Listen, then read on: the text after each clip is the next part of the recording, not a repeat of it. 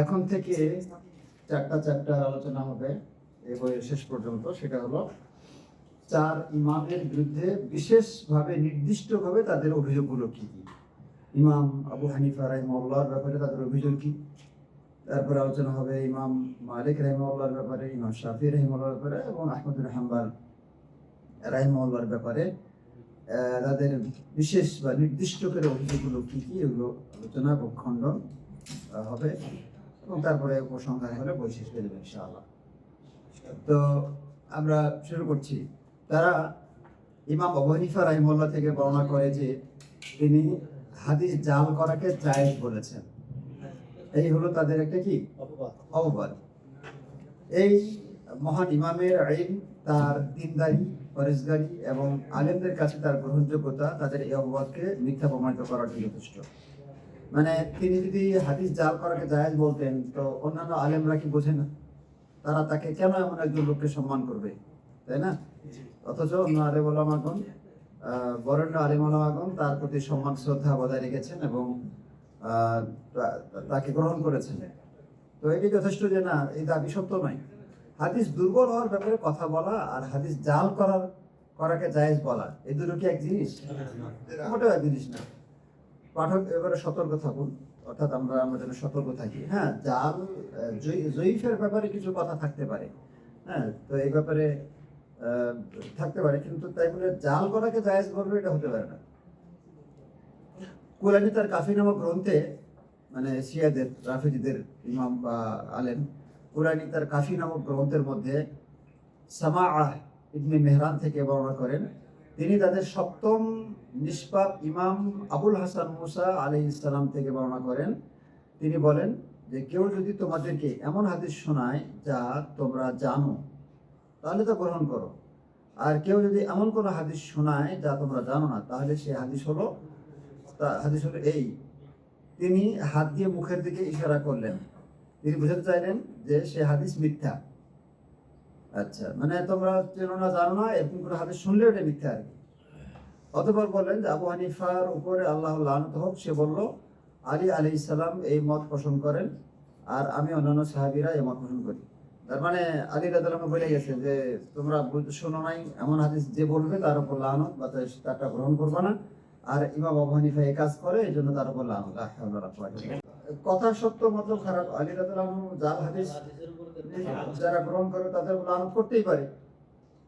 কেউ হাদিস বানাবে তার উপর তো হাদিসেরই বদ্ধ আছে, রাসূল সাল্লাল্লাহু আলাইহি ওয়াসাল্লামের বদ্ধ আছে, তাই না? যে কি জানো, মান কাযাবা আলাইহি মুতাআম্মিদান ফালিয়াতাবাওয়া মাকআদাহু মিনান নার। তো এটা তো আছে। তো আলী রাদিয়াল্লাহু আনহু যেটা বলছে এটা সত্য হতে পারে, কিন্তু এই যে আবু হানিফার উপরে লাগাই দিল একটা, এটা তো মানে মিথ্যা আর কি। মুহাম্মদ ইবনে আমর আল কাশি তার ইখতিয়ারুল মারিফাতুর রিজাল গ্রন্থে বলেন, যে গ্রন্থে রিজালুল কাশি নামে পরিচিত, হারুন ইবনে খাদিজা থেকে বর্ণিত, তিনি বলেন আমি আবু আব্দুল্লাহ আলাইহিস সালামকে আল্লাহ তাআলার বাণী যারা ঈমান এনেছে এবং তাদের ঈমানের সাথে জুলুমকে মিশ্রিত করেনি বা হয়নি, সূরা আনামের ৮২ নম্বর আয়াতটি সম্পর্কে জিজ্ঞেস করলাম। তিনি বললেন তা অর্থাৎ আয়াতে জুলুম তার উদ্দেশ্য হলো আবু হানিফা ও জুরারা যা কিছুকে ওয়াজিব বলেছেন সেসব বিষয়ে হলো এটা। অন্য এক রিওয়ায়াতে আবু আব্দুল্লাহ থেকে বর্ণনা করেন, তিনি অর্থাৎ বুসাইর বলেন যে আমি বললাম যারা ঈমান এনেছে এবং তাদের ঈমানের সাথে জুলুম মিশ্রিত হয়নি, মানে সূরা আনাম ৮২। তিনি বলেন যে আল্লাহ আমাদেরকে ও তোমাকে সে জুলুম থেকে হেফাজত করুন। আমি বললাম সে জুলুমটা কি? তিনি বললেন জুরারা ও আবু হানিফা যা কিছু উদ্ভাবন করেছেন তা। অনুরূপভাবে তিজানি বলেন যে আমরা দেখতে পাই আবু হানিফা একটি বিদাতি মাযহাব চালু করেছে, যে মাযহাব শরীয়তের স্পষ্ট দলিলের বিপরীতে কিয়াস এবং যুক্তির উপর নির্ভরশীল। এটা হলো ওদের দাবি। আচ্ছা, দলিল নাই সবকিছু। আচ্ছা, বস্তুত এই সকল অভিযোগ অবান্তর, অগ্রহণযোগ্য, কারণ লেখক বলছে ইমাম আবু হানিফা রাহিমাহুল্লাহ যে সুন্নতের অনুসারী ইমাম আবু হানিফা রাহিমাহুল্লাহ যে সুন্নতের অনুসারী, হকপন্থী, হেদায়েতের বাহক, এবং এর সপক্ষে অসংখ্য মানুষ সাক্ষ্য দিয়েছেন, এবং তিনি এমন ইলম রেখে গেছেন বড় বড় ব্যক্তিরা যে ইলম বহন করার যোগ্যতা রাখে না। ইমামিয়া শিয়া আলেম ইউসুফ আল বাহরাইনি, বাহরাইনে নাকি, এই মহান ইমামের বিরুদ্ধে তার সুপ্ত বিদ্বেষ প্রকাশ করতে গিয়ে বলেন যে প্রথম শাহ আব্বাস যখন বাগদাদ বিজয় করেন তখন তিনি আবু হানিফার কবরকে টয়লেট বানানোর নির্দেশ দেন। যে কেউ মলত্যাগ করার জন্য আবু হানিফার কবরে চলে যেত। এছাড়া আবু হানিফা যে দুটি অচল দিরহাম ওয়াকফ করে গিয়েছিলেন, সে দুটি দিরহামকে বাজারের মুখে লটকিয়ে রাখার নির্দেশ দেন। আচ্ছা, একদিন বাদশাহ কবরের খাদেমকে ডেকে জিজ্ঞেস করলেন, তুমি এই কবরের মধ্যে কার খেদমত করো? আবু হানিফা তো এখন জাহান্নামের সর্বনিম্ন স্তরে আছে। সে বলল, আপনার দাদা শাহ ইসমাইল যখন বাগদাদ দখল করেন তখন এই কবর থেকে আবু হানিফার হাড্ডিগুটি বের করে সেই স্থানে একটা কুকুরকে দাফন করেছিল। আমি ওই কুকুরের খেদমত করি।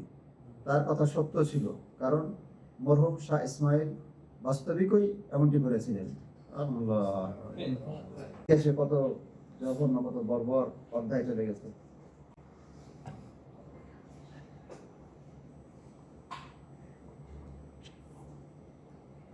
আর তার অর্থাৎ আবু হানিফার একটা কারামত হলো, বাগদাদের বাদশাহ একবার সুন্নি আলিম ও আবেদদেরকে ডেকে বললেন, সুন্নি আলিম এবং আবেদদেরকে ডেকে বললেন, কি ব্যাপার, এই অন্ধ লোকটি মুসা ইবনে জাফরের মাজারের গম্বুজের নিকটে এক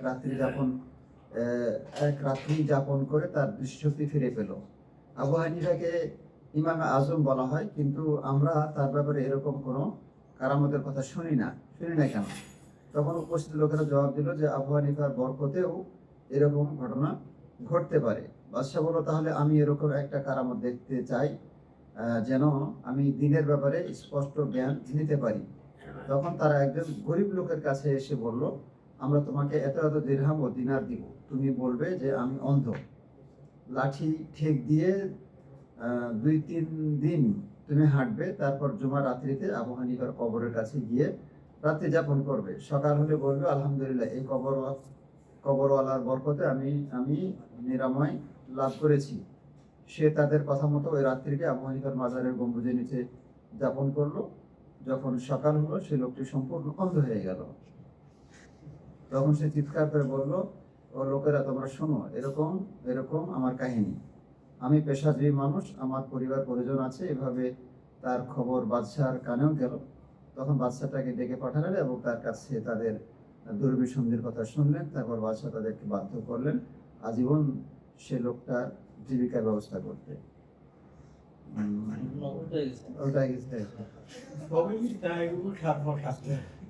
তবে শেষ পর্যন্ত মানে কাহিনী অনুযায়ী ইমাম আবু হানিফা রাহিমাহুল্লাহর মানে একটা শ্রেষ্ঠত্ব, একটা কারাম আছে। ইমাম মালিক রাহিমাহুল্লাহর উপর ইমামিয়তের অববাদ।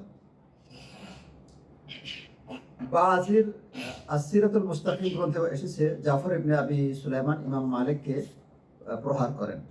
জাফর ইবনে আবি সুলাইমান ইমাম মালিককে প্রহার করেন এবং চুল কামিয়ে তাকে উটের পিঠে করে ঘোরান। আরো বর্ণনা করেন যে তিনি অর্থাৎ ইমাম মালিক রাহিমাহুল্লাহ খারেজিদের মত পোষণ করতেন, একথা বলে বেড়াতেন। আর খারেজিদের ব্যাপারে জিজ্ঞেস করা হলে তিনি বলেন, এমন কম সম্পর্কে আমি কি বলবো যারা আমাদের উপর ক্ষমতাসীন হয়ে ন্যায় প্রতিষ্ঠা করেছে। তাজানি বলেন, এই মালিক ইসলাম ধর্মের মধ্যে একটি বেদাতি মাযহাব চালু করেছে। এগুলো জানি এগুলো সুস্পষ্ট অন্যায় অববাদ। বরং ইমাম মালিক রাহিমাহুল্লাহ সুন্নতের অনুসারী ইমাম এবং বিদআত বিরোধী হিসেবে খ্যাতি লাভ করেছেন। ইমাম মালিক রাহিমাহুল্লাহ এই সুন্নাহ সম্পর্কে তার জ্ঞান এসব অভিযোগকে মিথ্যা প্রতিপন্ন করে, মানে তার এগুলো যথেষ্ট যে এগুলো যে মিথ্যা। ইমাম শাফি রাহিমাহুল্লাহর প্রতি ইমামিয়তের অববাদ। এই ফেরকাবাজের নিকট ইমাম শাফি জারজ সন্তান। শিয়া আলেম ইউসুফ বাহরাইনির কাশকুল গ্রন্থে বলা হয়, কাশকুল না কাশফুল? কাশকুল, বাংলাদেশের কাশফুল না তো? উল্লেখিত ব্যক্তি তার উল্লেখিত গ্রন্থে তাদের কিছু আলেম থেকে বর্ণনা করেন যে শাফির বাবা 4 বছর শাফির মার কাছ থেকে দূরে ছিলেন। 4 বছর পরে এসে দেখলেন যে তার স্ত্রী অন্তঃসত্ত্বা। এরপর শাফির মা শাফিকে প্রসব করলেন। পরবর্তীতে শাফি যখন ইলম ও পদমর্যাদার দিক থেকে একই পর্যায়ে পৌঁছেন এবং নিজের ব্যাপারে এই ঘটনা অবগত হন, তখন এই মত গ্রহণ করেন।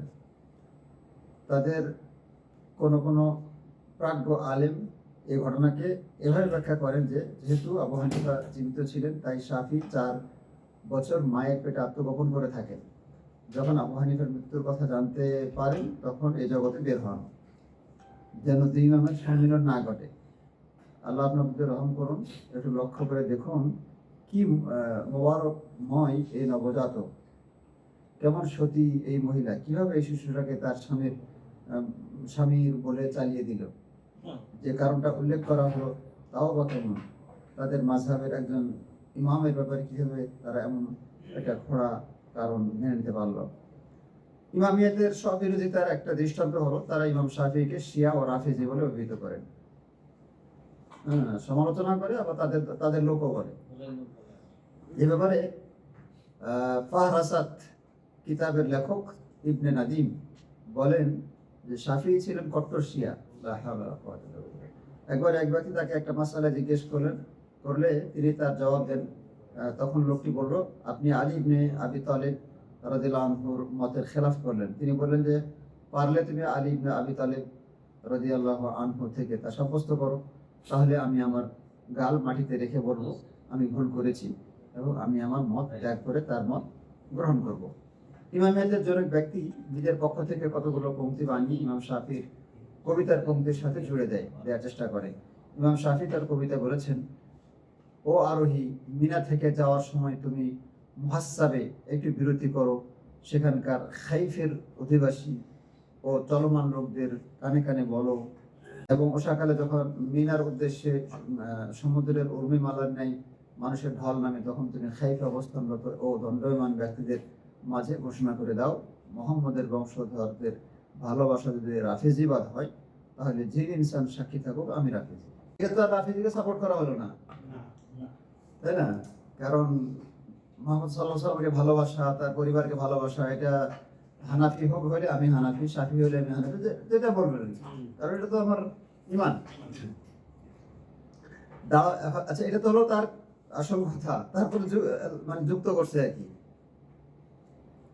দাঁড়াও এবং ঘোষণা দাও যে আমি মুহাম্মদ সাল্লাল্লাহু আলাইহি ওয়াসাল্লাম তার উসিয়তকৃত প্রতিনিধি এবং তার সন্তানদের প্রতি বিদ্বেষী নই। তাদেরকে জানিয়ে দাও যে আমি ওই দলের লোক যারা আহলে বাইতের মিত্রতা ভঙ্গকারী নই। এগুলো সব ঠিক আছে।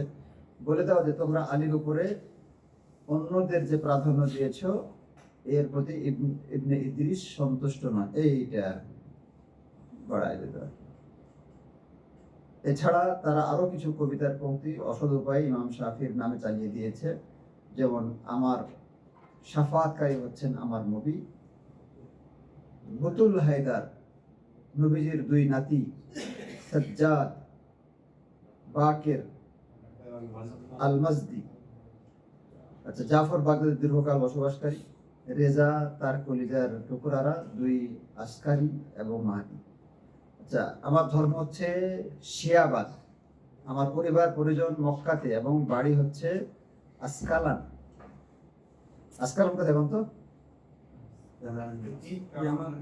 ফিলিস্তিন। আসকালান ফিলিস্তিন। ইমাম শাফির জন্ম গাজা। ইমাম শাফির জন্ম ফিলিস্তিনে না? আর আসকালান হলো ইমাম আসকালানি, ইবনে হাজার আসকালানি। হ্যাঁ, আসকালান মিশর, ফিলিস্তিনের।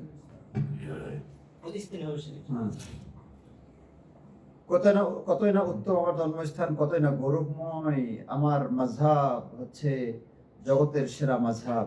নবীর বংশধর হচ্ছে আমার মাধ্যম, তারাই আপনার কাছে আমার উসিলা।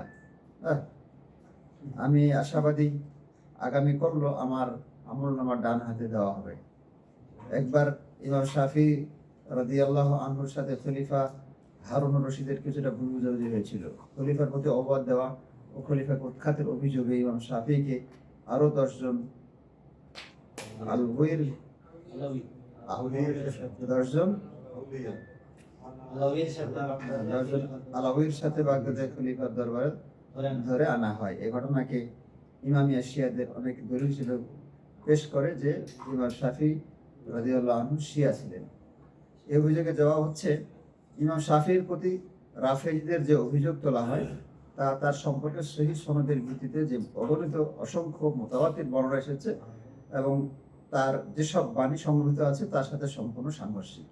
তাছাড়া ইমাম শাফি রাহিমাহুল্লাহ রাফেজিদের প্রতি যে মনোভাব পোষণ করতেন, তাছাড়া ইমাম শাফি রাহিমাহুল্লাহ রাফেজিদের প্রতি যে মনোভাব পোষণ করতেন তার সাথে এই অভিযোগ সাংঘর্ষিক। বিপরীতে ইমাম শাফি রাহিমাহুল্লাহ বলেন, রাফেজিদের চেয়ে অধিক মিথ্যাবাদী আমি আর কাউকে দেখিনি। বুঝলেন? এবার ইমাম শাফির এই মন্তব্যের প্রত্যুত্তরে ইমাম শিয়া ইউসুফ আল বাহরাইনি তার বিদ্বেষপূর্ণ কবিতা পংক্তিতে বলেন, ওহে শাফি, তোমার এ দাবি মিথ্যা, মিথ্যাবাদীর প্রতি আল্লাহ লানত হোক।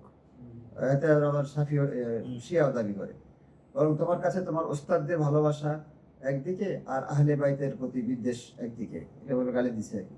তোমরা তো এক মাবুদকে বাদ দিয়ে জিবদের তাগুতের ইবাদত করছো। গালাগালি দিতেছে, হে নাসিবি, শরীয়ত ও তাওহীদ থেকে তোমরা নাসিবির দলের অনেক দূরে।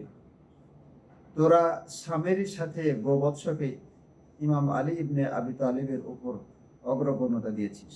তার বিরুদ্ধে যুদ্ধবাজ এবং দখলদার শত্রুদের তোরা একান্তভাবে ভালোবাসছিস। মেলা কবিতা লিখছে। আরেকটু ধিক শতধিক এমন বিবেকের জন্য যে সত্য পথ থেকে বিচ্যুত হয়ে প্রবঞ্চনার মরুভূমিতে ঘুরে বেড়াচ্ছে। আচ্ছা, তুমি পাবে না দ্বারা আমরা বুঝাতে চেয়েছি আল্লাহ তাআলার বাণী, তুমি পাবে না এমন কোন কওম, ওই যে লা তাজিদান্না কওমা ইউমিনুনা বিল্লাহি ওয়াল ইয়াউমিল আখির ওয়া ইয়াদুনা মান হাদ্দাল্লাহু ওয়া রাসূলুহু ওয়া লাউ কানু আবাহুম আও আবনাহুম আও ইখওয়ানুহুম, সূরা মুজাদালার শেষ আয়াত, 22 নম্বর আয়াত।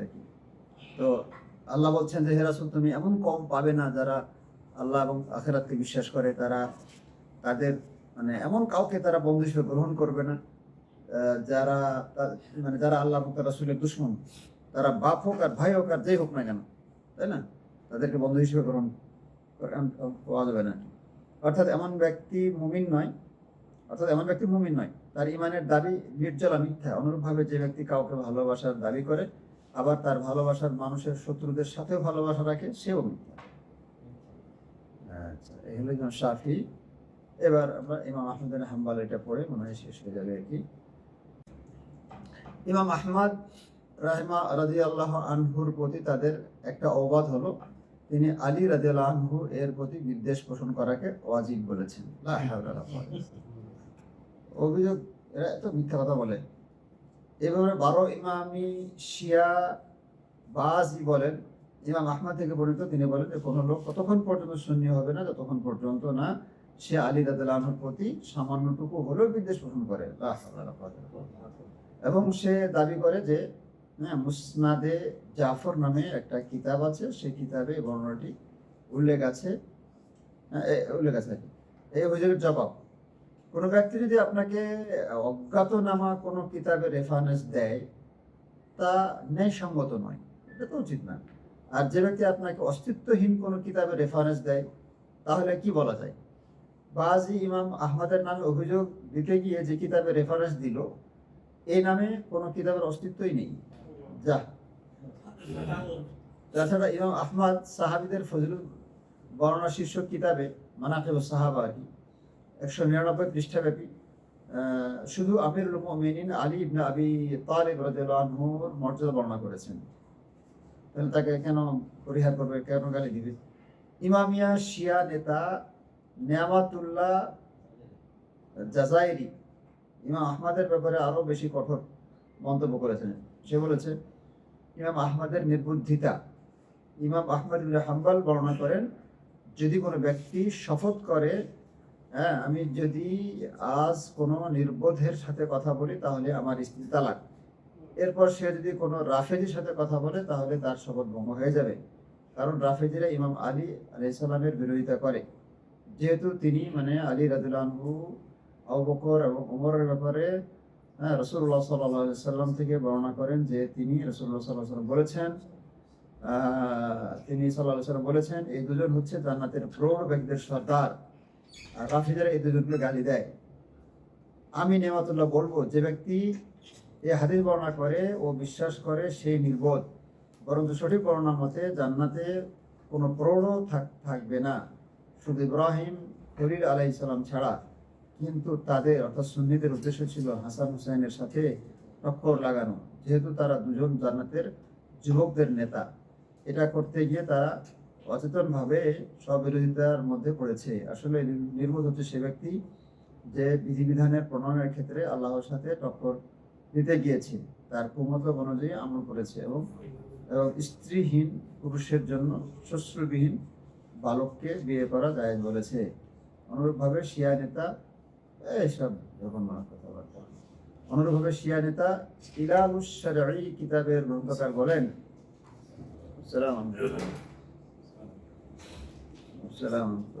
আবু সাইদ মোহাম্মদ ইবনে ফজল ইবনে মোহাম্মদ ইবনে ইসহাক আল মুজাক্কার তার নিসাপুরি আমাদেরকে নিসাপুরে হাদিস বর্ণনা করেন।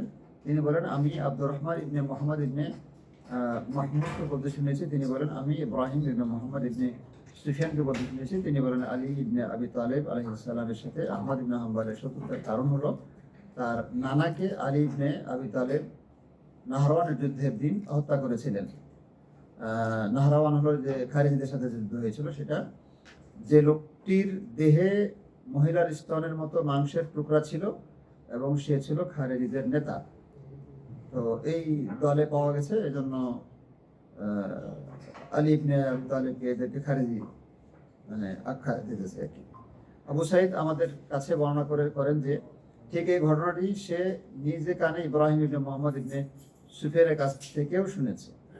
আবু সাইদ মোহাম্মদ ইবনে ফজল আমাদের কাছে বর্ণনা করেন। তিনি বলেন, আব্দুর রহমান ইবনে মোহাম্মদ ইবনে মাহমুদ বলেন, আমি হেরাতের বিচারক মোহাম্মদ ইবনে আহমদ ইবনে ইয়াকুব আল জুজজানিকে বলতে শুনেছি। তিনি বলেন, আমি মোহাম্মদ ইবনে ফওরাক আল হারাওয়াইকে বলতে শুনেছি।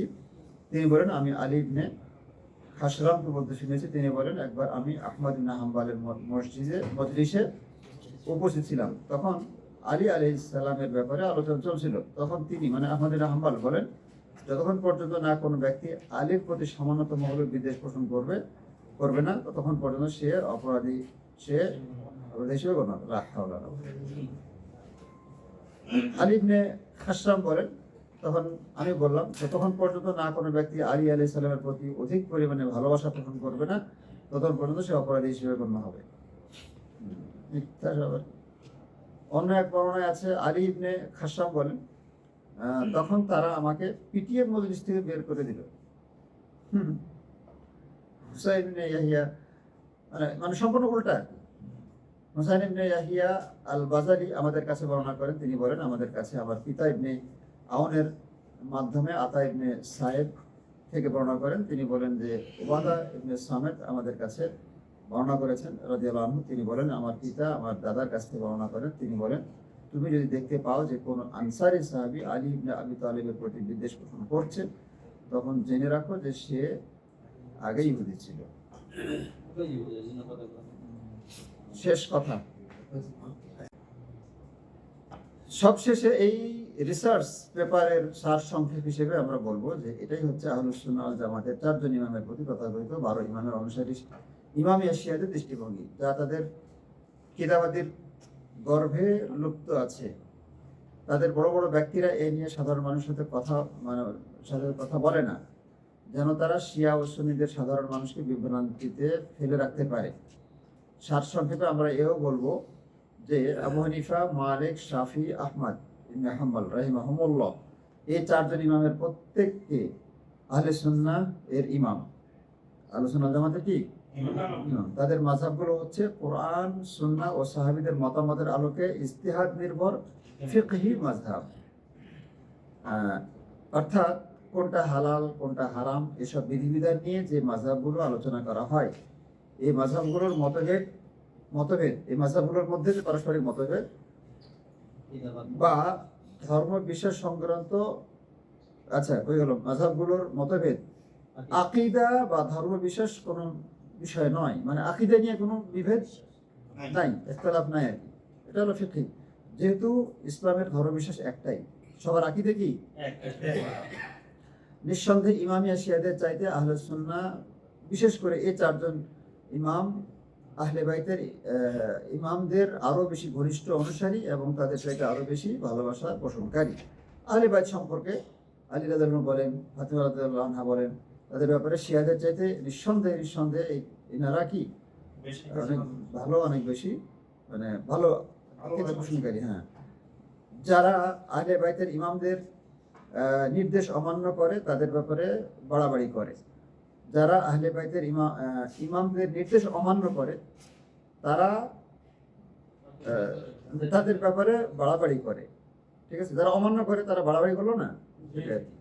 বিভিন্ন রেওয়ায়েত বানিয়ে অসৎ উপায়ে আহলে বাইতের নামে চালিয়ে দেয়, তো এগুলো সব বাড়াবাড়ি। অথচ সেসব মিথ্যা রেওয়ায়েত থেকে খলিফাতুল মুসলিমিন আলী রাদিয়াল্লাহু আনহু এবং আহলে বাইতের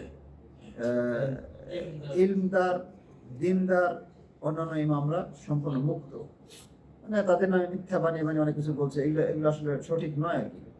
12 ইমামের অনুসারী শিয়ারা সাহাবীদের প্রতি অবাদের ঝড় তোলার পর এই 4 ইমাম এবং তাদের মাযহাবকে সবচেয়ে বেশি অবাদের তীরে বিদ্ধ করে, মানে বিভিন্ন অবাদ দেয়। তাদের এসব অবাদ সম্পূর্ণ প্রমাণহীন, তাদের এসব অবাদের পক্ষে না কোনো নাকলি মানে কোরআন সুন্নাহ এবং সালাফদের বাণী বা দলিল আছে, আর না আকলি বা যুক্তি নির্ভর দলিল আছে, বরং তারা অন্যায়ভাবে মিথ্যার আশ্রয় নিয়ে এসব অবাদ দিচ্ছে। নতুবা বলতে হবে তাদের মতিভ্রম ঘটেছে, পাগল হয়ে গেছে আর কি। ইমাম শাফিকে ইমাম শাফি রাহিমাহুল্লাহকে শিয়া মতবাদের প্রতি অনুরক্ততার অবাদ দেওয়া সম্পূর্ণ ভিত্তিহীন। ইমাম আহমদ রাহিমাহুল্লাহর একটা কিতাব আছে সাহাবীদের ফজিলত সম্পর্কে, সেই কিতাবের বিশাল একটা অংশ জুড়ে আছে যে আলী রাদিয়াল্লাহু আনহু এর ফজিলতের আলোচনা। এর দ্বারা প্রমাণিত হয় যে ইমাম আহমদ রাহিমাহুল্লাহ আলী রাদিয়াল্লাহু আনহুর প্রতি বিদ্বেষ পোষণ করাকে ওয়াজিব বলেছেন। এ ধরনের অভিযোগ ডাহা মিথ্যা আর কি। সমস্ত প্রশংসা রব আল্লাহর জন্য, আর আল্লাহ সালাত সালাম ও বরকত পেশ করুন আমাদের নবী মুহাম্মদ সাল্লাল্লাহু আলাইহি ওয়াসাল্লামের প্রতি এবং নবীর পরিবার পরিজন তার বংশধর ও সাহাবীদের প্রতি ও অনুরূপ বর্ষিত হোক। তো এই ছিল ইমামিয়াদের কিছু। এখানে কথাটা হলো যে ইমাম তো আরো ছিল, ইমাম সুফিয়ান থাওরি, তারপরে ইমাম ইবনুল মুবারক, আব্দুল্লাহ ইবনুল মুবারক। তবে আল্লাহ সুবহানাহু ওয়া তাআলার ইচ্ছায় 4 জন ইমাম প্রসিদ্ধ হয়ে গেছে, ইমাম শাফি, ইমাম মালিক, আহমদ বিন হাম্বল, ইমাম আবু হানিফা। তো এটা আল্লাহ সুবহানাহু ওয়া তাআলার ইচ্ছা না থাকলে তো এইভাবে গ্রহণযোগ্যতা পাওয়ার কথা না। হ্যাঁ, এরা হলো আলোচনা জামাতের বলতে গেলে অন্যতম শ্রেষ্ঠ আলেম। তো ভুলের ঊর্ধ্বে কেউ নয়, তাই বলে এদের বিরুদ্ধে শিয়াদের এত বড় বড় অবাদ, হলো ইমাম আবু হানিফা, ইমাম মালিক, ইমাম শাফি টোটাল মানে ফাইনালি এদেরকে আউট করে দিতেছে। তাহলে আপনাকে আমাকে তারা কি মনে করে, আমাদেরকে তারা কি মনে করে? আমরা তো মুসলমানই মনে করে।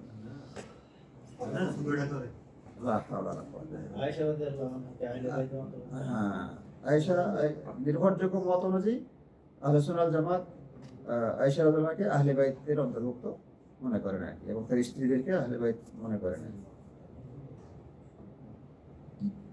তো ঠিক আছে, জাযাকুমুল্লাহু খাইরান।